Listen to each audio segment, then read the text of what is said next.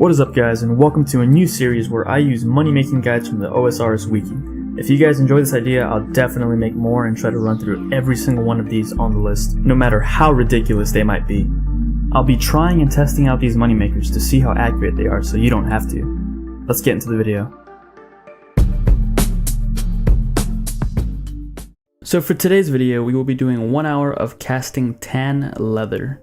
And before we get into it, I just want to tell you that the wiki does have this awesome feature right here for some of the moneymakers, where you can actually adjust how many spells you can cast per hour, or how many monsters you can kill per hour, and it'll actually calculate how much money you will make, which is a pretty cool feature. Now, when making this video, I actually had to go and find the comment that asked for this in the first place, because one day I was just sitting around looking through the wiki and I saw that this was one of the higher moneymakers on the list, and I just remembered that someone had asked for it on, I'm not sure what video it was. I honestly had to go back and look through so many comments and just search for that one tan hide keyword. But I did eventually find it, and now here we are doing the video.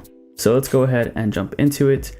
First off, I'm going to show you the inventory setup and the gear setup. Really just not too much to worry about here. I'm just wearing the graceful because I'm usually wearing that whenever I'm doing stuff around the game.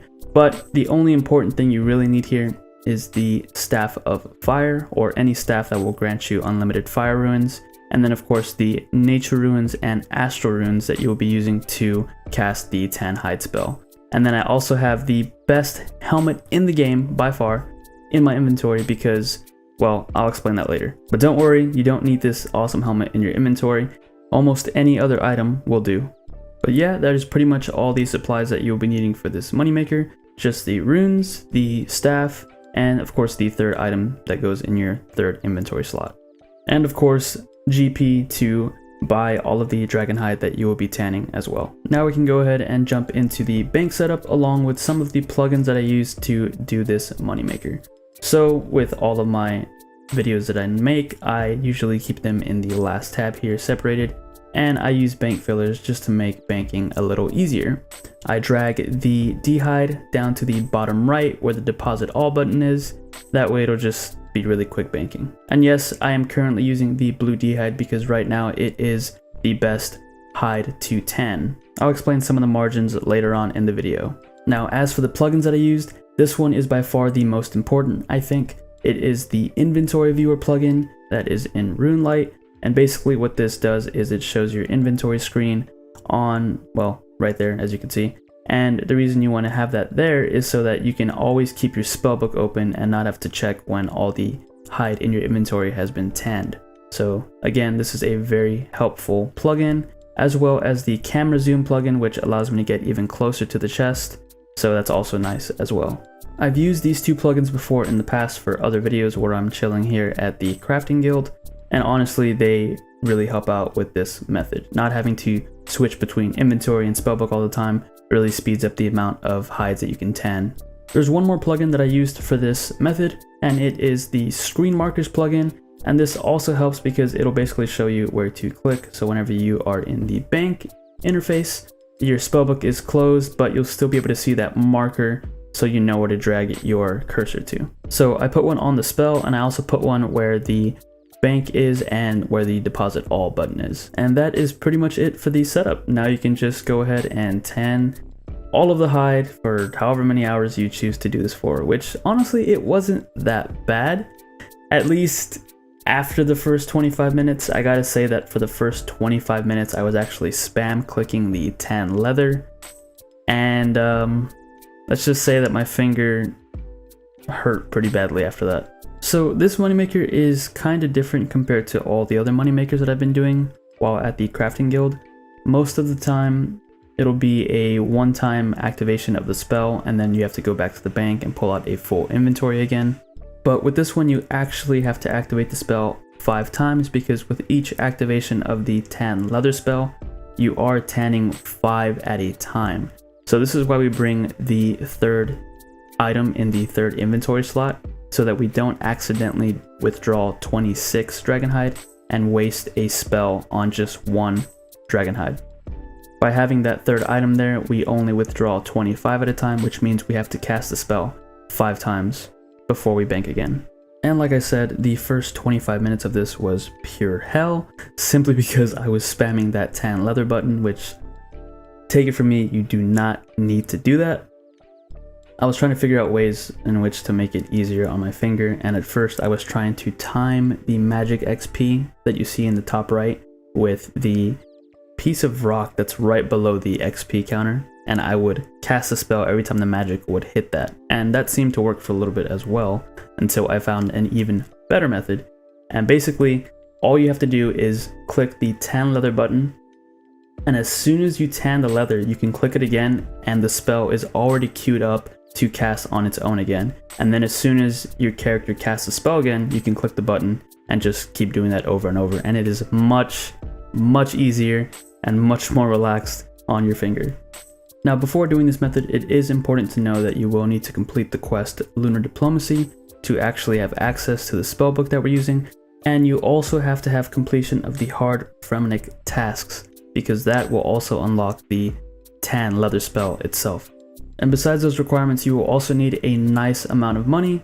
The more money you have, the more money you can make here without having to leave and having offers in the GE sit, because it will take some time to buy the Dragonhide, especially if you're buying them for under market price and then you're selling them for a little bit over.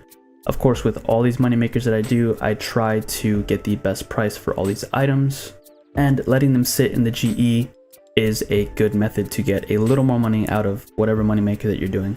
Now, as for why I went with blue Dragonhide, I actually checked the margins on all of these hides before doing this method. With green Dragonhide, I was getting about 251 GP between the tan version and the untan version.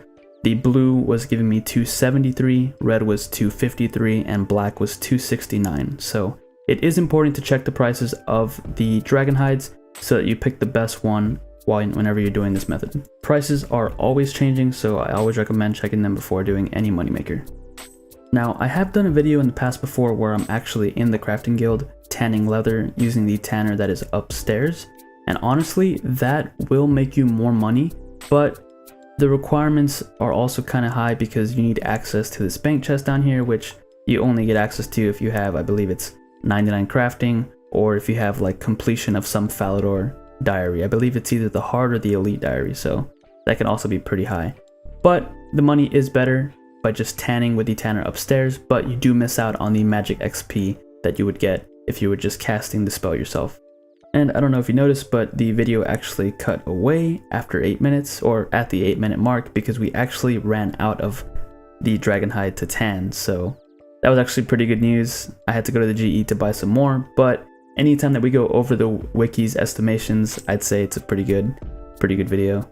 I didn't expect to go over simply because in the last video we actually went under by quite a lot, so to go over the estimation was pretty nice. And with that being said, we have reached the end of the 1 hour of casting tan leather.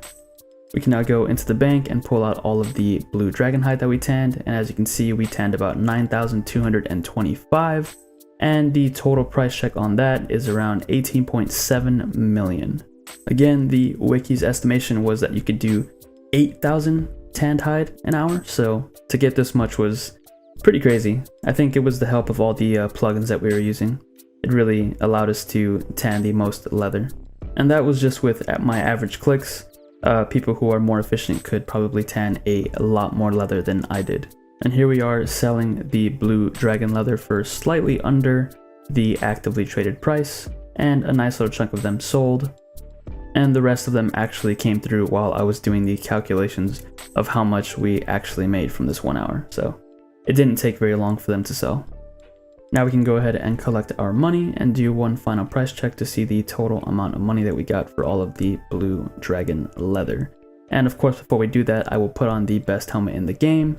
And as you can see here, we have 18.6 mil, about 18, almost 18.7 mil in blue dragon leather. So not bad for 1 hour.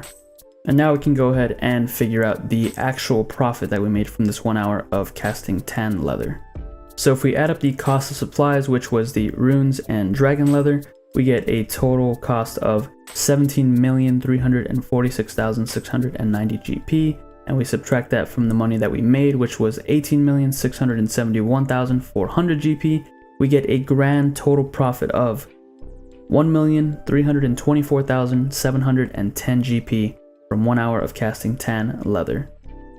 I gotta say, that is not bad at all, especially when you consider the amount of magic XP that we received as well. After this 1 hour, we managed to receive 149.4 thousand magic XP. That is a lot more than what I was expecting, and honestly, this is a very good moneymaker and way of training magic. It's not often that we find a moneymaker that also gives out a lot of XP, so if you haven't tried out this method and you have the requirements, I definitely recommend it. As always, I just want to say thanks for checking out the video, and if you guys did enjoy it, don't forget to give it a thumbs up and possibly a subscription. And as always, I will catch you guys in the next episode.